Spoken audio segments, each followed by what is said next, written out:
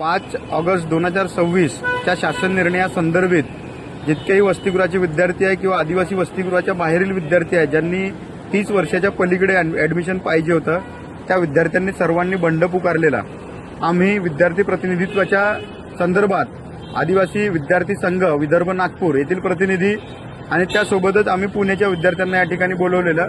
आम्ही कालपासून आदिवासी विकास मंत्री महोदय, आदिवासी विकास सेक्रेटरी आणि सीएम साहेबांची भेट घेण्याचा निश्चय करत आहोत, परंतु कालपासून तर आजपर्यंत सीएम साहेबांची आमची भेट झालेली नाही आणि कुठल्या 3 घंटे कालच्या तारखेला आपल्या आदिवासी विकास मंत्री आणि सेक्रेटरी यांच्याशी चर्चा होऊ नये, एकाही मुद्द्याला सकारात्मक पद्धतीने सेक्रेटरी साहेब पुढे गेलेले नाही।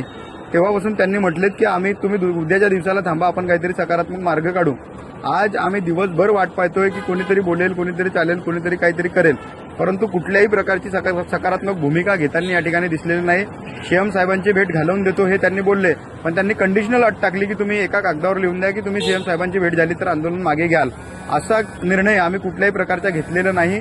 त्यामुळे आता या क्षणी जे ते पॉलिसी किंवा बाकीच्या सगळ्या गोष्टी आंदोलनाला सकारात्मक करून घेतील त्याचा आम्ही आधी अध्ययन करू। आमच्या लक्षात ते आलं तर आम्ही आंदोलन मागे घेऊ किंवा आम्हाला जितक्या तीव्र गतीने पीसफुल आंदोलन मोठं करता येत असेल तेवढं मोठं करण्याचा आम्ही निर्धार घेऊ।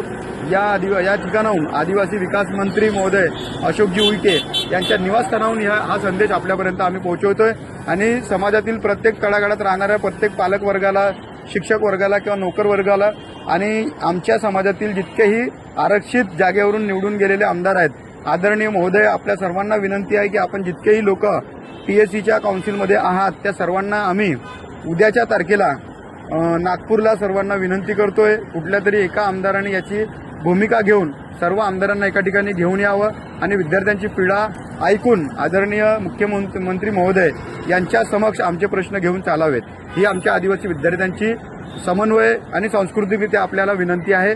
जय आदिवासी, जय संविधान।